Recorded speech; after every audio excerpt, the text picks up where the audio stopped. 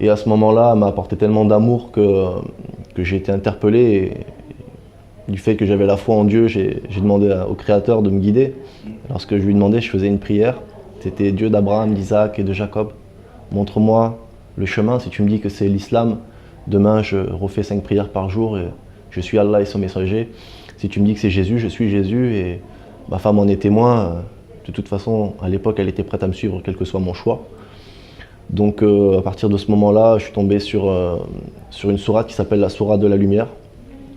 Chaque sourate du Coran commence par Bismillahir Rahmanir Rahim, ce qui veut dire au nom de Dieu, le clément, le miséricordieux.